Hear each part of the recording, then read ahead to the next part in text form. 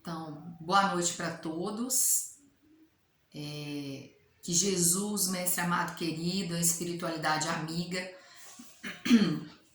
possa estar conosco neste momento, que a gente possa absorver do aprendizado, para que possa confortar nossos corações e também despertar em nós o desejo de melhorar, de aprendermos também a como buscar, a como ter Jesus ao nosso lado e podemos seguir em frente, evoluindo sempre. Então, para essa noite, eu trouxe aí o estudo que está no Evangelho segundo o Espiritismo, é o capítulo 25, Buscai e Achareis. Muito bom esse capítulo. E aí começa logo com uma passagem que está em Mateus, que é o seguinte: ajuda-te a ti mesmo, que o céu te ajudará, disse Jesus. Pedi e se vos dará. Buscai e achareis. Batei à porta e se vos abrirá. Porquanto quem pede, recebe, e quem procura, acha, e aquele que bate à porta, abrir-se-á. Qual homem dentre vós que dá uma pedra ao filho que lhe pede pão? Ou se pedir um peixe, dar-lhe-á uma serpente?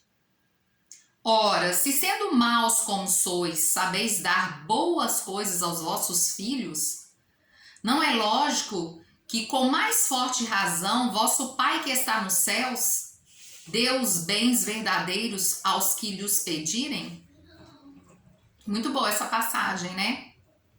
Daí que nessa passagem a gente tem aí uma tríade, ou seja, pedi, buscai e batei.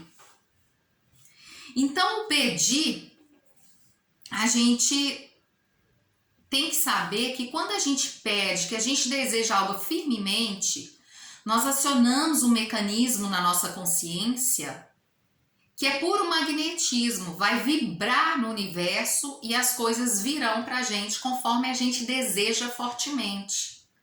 Quando eu peço, eu tenho que saber o que eu estou pedindo. Então, por exemplo, eu quero lidar com um vazio existencial. Isso me dói.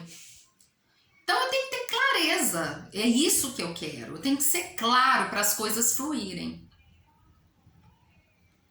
E aí que a gente tem que estar atento. Se você pede coisas boas, né, no caminho de Cristo, você está dentro da lei divina, vai retornar coisas boas. Mas se você pede coisas que não são boas, que desvia desse caminho de Cristo, as coisas que virão para você terão consequências, não serão boas. Então vamos ter o firme propósito, saber o que pedir e como pedir. Mas basta pedir que as coisas vêm? Não. Quando você pede, você abre o caminho para as coisas fluírem. Mas aí você tem que se movimentar, buscar, é o buscar. E aí está fazendo parte da lei do trabalho. Lei do trabalho é uma das leis de Deus. Então tudo está em movimento. Então eu tenho que trabalhar para conseguir. Tenho que me movimentar. Jesus disse, eu trabalho e até hoje o meu Pai trabalha. Se Deus trabalha até hoje, né? Ou seja, criando, fazendo tantas coisas, então tudo no universo a gente sabe que é movimento. Nós também temos que aprender a trabalhar, a nos movimentar. Então, pedir com clareza e firmeza, desejando, mas se movimenta, busca. E aí sim, bater que a porta será aberta. A gente consegue. Mas temos que ter cuidado com aquilo que a gente verbaliza, que a gente pensa constantemente. Muitas vezes a lamentação, né? Eu fico, para mim nunca vai dar. Sempre foi assim, sempre deu errado. Não, eu não sou digna disso. Né? Para mim não vai vir isso, porque eu nunca consegui nada. Quando você faz isso, você está mentalizando e acionando mecanismos na sua consciência. Você está vibrando com o negativo, com não consegue, não vai dar. Ou seja, você criou bloqueios e aí você não consegue mesmo. Porque você está magnetizando isso constantemente. Daí que a gente tem que pensar muito no que estamos pensando e falando. Que aí a razão desses bloqueios seus, desse pensamento constante, é que tá te bloqueando mesmo, para você não conseguir. E você acha, então, que você nunca consegue e nunca vai ser capaz. Tá? Lembrando que somos todos filhos de Deus, todos capazes, todos possuímos esse dom. Então a gente tem que mudar a forma de pensar e agir. No livro Nosso Lar, a gente tem ali o conselho de Lísias, do enfermeiro Lísias, para André Luiz, que estava lamentando muito. Meu amigo, você deseja de fato a cura espiritual? Gente, é uma pergunta que não só vale aí uma reflexão para André Luiz, como para todos nós. E aí, nós desejamos de fato a cura espiritual? André Luiz, sim, disse que sim, né? Aprenda então a não falar excessivamente de si mesmo. Nem comente a própria dor. Lamentação denota enfermidade mental de curso laborioso e tratamento difícil. Somente conseguiremos equilíbrio abrindo o coração ao sol da divindade. Gente, se a gente quer nos curarmos espiritualmente, ele dá esse conselho, o Espírito Lísias. Pare de se lamentar. Quando você fala demais da sua dor, quando você lamenta muito, isso denota enfermidade mental de curso laborioso e tratamento difícil. Vamos trabalhar, preencher nosso tempo com movimento. O que a gente fizer, vamos nos entregar. E podemos praticar a caridade a qualquer momento, inclusive no trabalho, em casa. É o saber ouvir, saber respeitar, saber abraçar, saber ser educado, gentil. O tempo todo que você se exercita para o bem, você está se curando, se libertando de amarras. Porque você atrai para você coisas boas. E você deixa de lamentar, porque isso é uma enfermidade mental. E aí que o pedir, né? Quando eu peço e vou me movimentar. O que eu vou pedir, eu também tenho que saber. Porque Jesus disse, buscai primeiro o reino de Deus, né? E a todas as outras coisas serão vos dadas. Tudo vos será acrescentado. Então, o reino de Deus é buscar primeiro o lado espiritual. Só que a gente faz tudo ao contrário. A gente busca a matéria primeiro. A gente está nesse mundo, que é uma armadilha para a gente aprender mesmo, a evoluir. Mundo altamente materialista. Então, a gente busca primeiro é a matéria e não o lado espiritual. A gente só busca o espiritual quando a coisa dói. Né? A gente inverte aqui as coisas. Então, a gente quer casa, mas aí a casa já não estou satisfeita, eu tenho que reformar, eu tenho que mudar, eu quero é outra.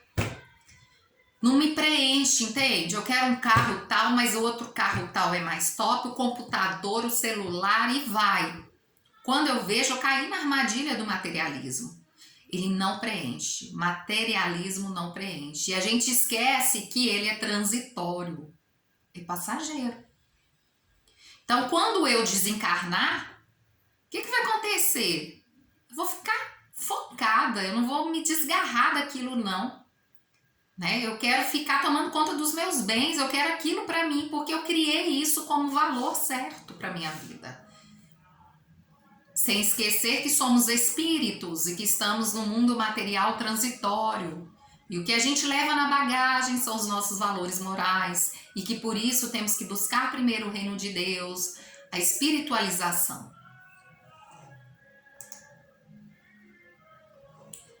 Então, tem aí até uma reflexão, né? Se a gente diz que, então eu tenho que movimentar, eu tenho que trabalhar. né? Além de eu querer. Mas por que é, então, que tem pessoas que, poxa, não fizeram nada, ganharam na loteria, ficaram ricos? Outras que também, não trabalharam, herdaram aí da família e tem tanta coisa, né? Isso é justo? Gente, vamos lembrar que Deus é todo justiça. Não existe injustiça, é perfeição.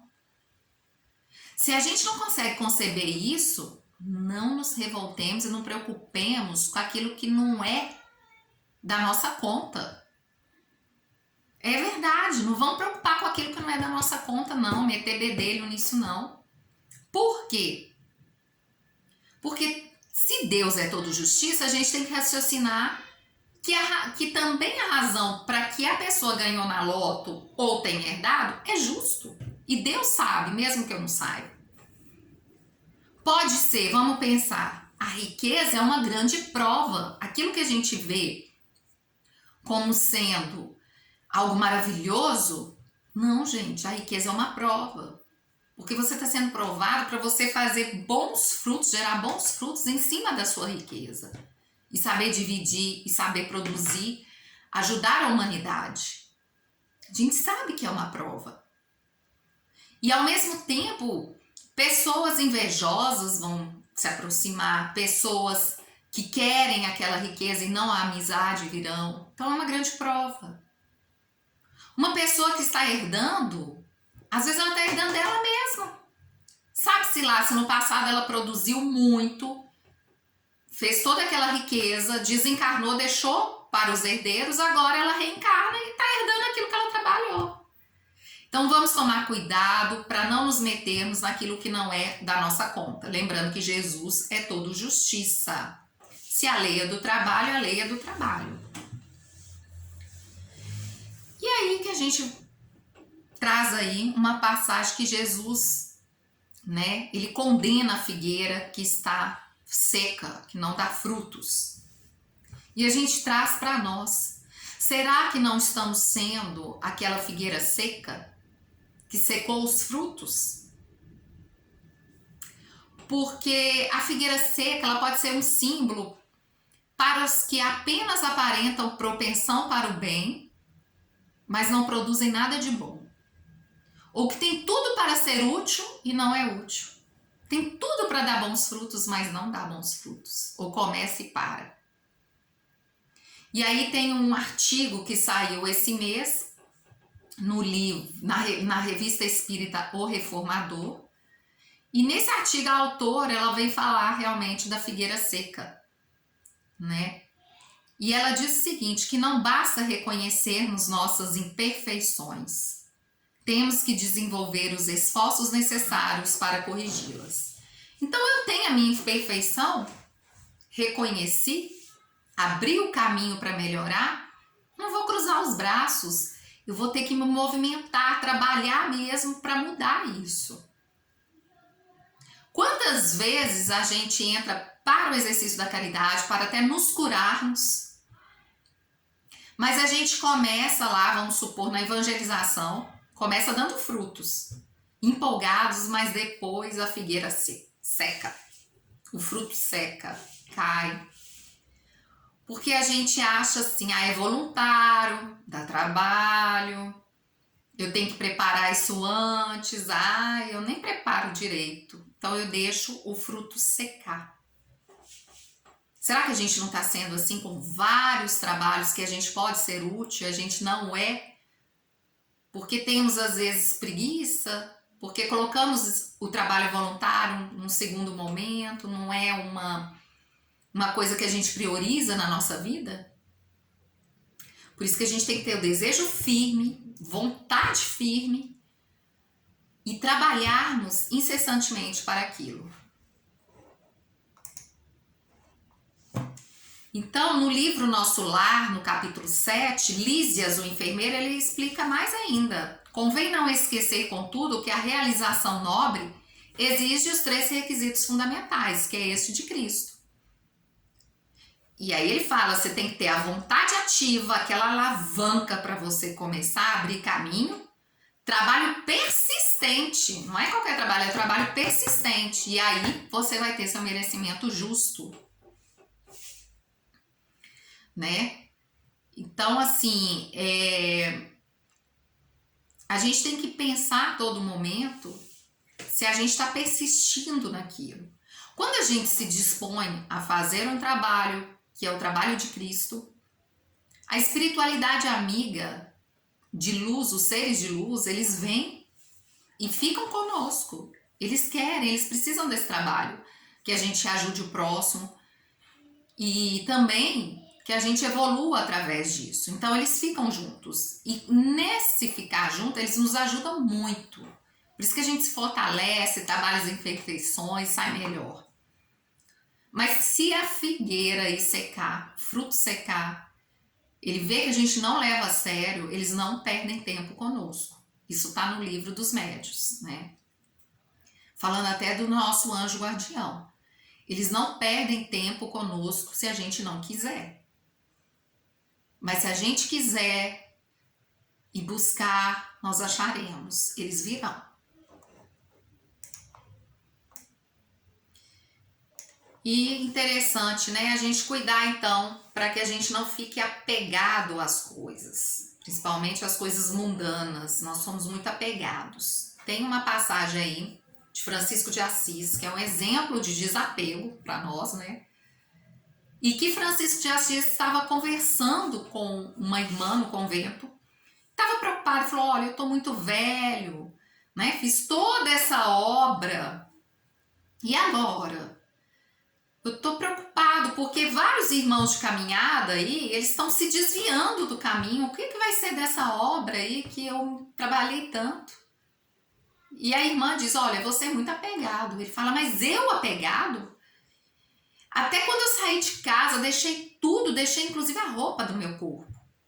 Ele falou: você é apegado ao trabalho. O trabalho, ele não é seu, ele é do Cristo. Olha só. Então, até isso a gente tem apego, né? A gente começa algo e acha que só a gente é o bom, só por conta da gente que aquilo vai continuar. Esquecendo que se em prol, benefício de uma coletividade, se vai gerar bons frutos, o trabalho é do Cristo. Se o Cristo quisesse, ele já tinha feito tudo, deixado tudo pronto, ele, Deus. Mas tem o trabalho, a lei do trabalho, que é através dele que a gente cresce e aprende. Então, primeiro, que a gente é que precisa dele. Porque é através dele que nós vamos desfazer de imperfeições, trazer valores, né? Nos evoluirmos moralmente. E através dele vamos ajudar muitos que estão ali naquele momento. Mas o trabalho é do Cristo.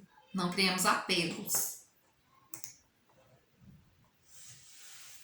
Então, gente, quando a gente age num bem comum, em prol de uma coletividade, né, fazendo o bem, a gente pode ter certeza que não precisamos nutrir preocupação exacerbada. Por quê? Porque a espiritualidade a tudo provê. Vamos confiar nela se o trabalho é no bem. Né? O Senhor é meu pastor e nada me faltará. Não. Aquilo, ele não vai te dar tudo, mas aquilo que é essencial a você, ele vai te dar. E aí que a gente tem aí o caso de Chico Xavier, que é um médium, né? Foi um médium aí que encarnou na Terra, ajudou tantas pessoas, foi exemplo de caridade.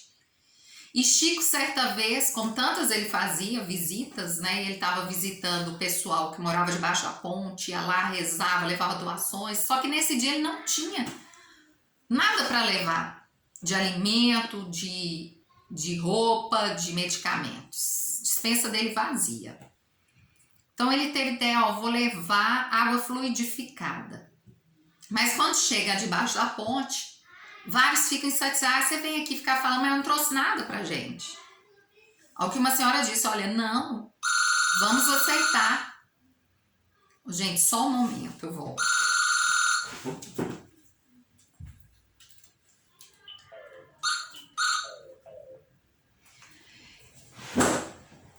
Vamos ajudar, ao vivo aqui, desse jeito, em casa, né? Então vamos ajudar sim, né? A senhora fala, ele está sempre aqui nos ajudando, né? Trazendo a prece e, enfim. Então, o que aconteceu? Começou a buzinar em cima da ponte. Era um caminhão buzinando sem parar. E aí, eles debaixo da ponte falaram, gente, o que é isso, esse caminhão buzinando aqui pra gente? Aí veio o cara do caminhão e falou assim, o senhor que é o Chico Xavier? Sim, sou eu. Por quê? Porque a gente trouxe uma doação para você e essa doação ela vem lá de São Paulo. É uma doação de um empresário paulista, né? Em sinal de gratidão por você ter curado a mulher dele. Então ele mandou esse tanto de doação para você distribuir. Aí falou, ai, mas como que vocês me acharam aqui debaixo da ponte? Você fala, mas essa não é sua casa, não é seu endereço aqui? Então a gente teve lá. Só que na hora que a gente chegou, tinha um senhor assim, aí descreveu igualzinho Bezerra de Menezes, o espírito que foi médico aqui na Terra e que ele prescreve muita coisa através de Chico Xavier. Só olha, esse senhor apontou para onde você estava. Então veja como a espiritualidade provê quando a gente está no caminho do bem, ela não nos deixa desamparada. Assim também, quantas vezes Bezerra de Menezes, que é conhecido como o médico dos pobres, né? Ele dava tudo para os pobres, ele ajudava, tratava, não cobrava e desencarnou pobre porque ele entregava tudo mesmo. Quantas vezes chegava uma carroça cheia de alimentos e abastecia aquela casa? Providência divina. Não vamos desesperar, porque sempre a espiritualidade, quando você faz o bem, ela vai te prover. E aí a gente tem aí o item 10 lá desse capítulo, né? E que tá assim, ó, a passagem que Jesus disse.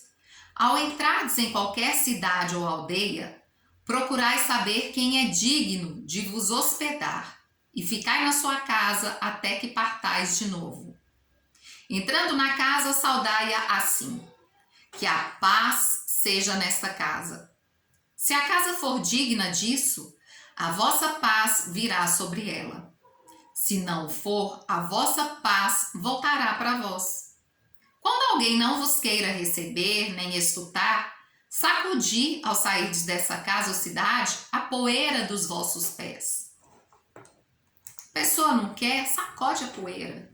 Mas essa passagem de sacudir o pó da sandália, gente, não é para nos induzir à indiferença. Olha que interessante. Quando você quer fazer algo de bem, quantas vezes a gente deixa secar o nosso fruto porque a pessoa não nos recebeu bem, então eu saio com raiva, desanimada, frustrada. Vou fazer uma campanha do quilo, a pessoa não quer doar, ainda xinga, acha ruim. E a gente fica com antipatia daquilo ali, né? Então, não. Jesus disse, não tem problema, sacode o pó. Sacudir o pó deixa isso, não vai levar com você antipatia, desânimo, raiva, nada disso não. Sacode esse pó. Continua firme no seu propósito, no seu trabalho. A espiritualidade está com você. É porque a gente muitas vezes quer violentar o outro com aqueles nossos anseios, violentando consciências, né? A pessoa tem que pensar como eu, a pessoa também tem que doar, ela não tá vendo que é para ajudar o próximo, né? A pessoa tem que aceitar essa minha doutrina, olha só. Gente, não vamos violentar consciência, sacode o pó. Por quê? Porque na hora que ela estiver preparada, ela vai acionar os mecanismos da consciência e as coisas vão fluir para ela, assim como foi pra gente. Então, tudo tem seu tempo e a gente tem que saber respeitar, né? Então, Lembrai-vos das palavras do Cristo. Outrora o céu era tomado com violência, hoje o é pela brandura. Nada de violentar o próximo para pensar como nós, para agirmos como nós. Sacode o pó. Porque a gente muitas vezes deixa de fazer o trabalho só porque ficamos com raiva do outro. Só porque o outro me desanimou, tá? Criando assim que o outro tem esse poder de mudar toda a minha jornada no caminho do bem. Não é assim. Cristo não desistiu, né? Lembrando que Cristo, quando aqui esteve, ele semeou o tempo inteiro. E os frutos dessa obra dele, a gente vai vendo ao longo dos tempos. Ele desencarna, mas não colheu todos os frutos naquele período, não colheu, né? Ele semeou e confiou na providência divina. Então, a mensagem para a gente hoje é realmente a gente saber buscar, né? Pedir, buscar, saber que a porta abrir-vos-á, né? E não carregarmos o desânimo, não deixarmos os frutos secarem. Tenham todos uma boa noite, Jesus esteja conosco.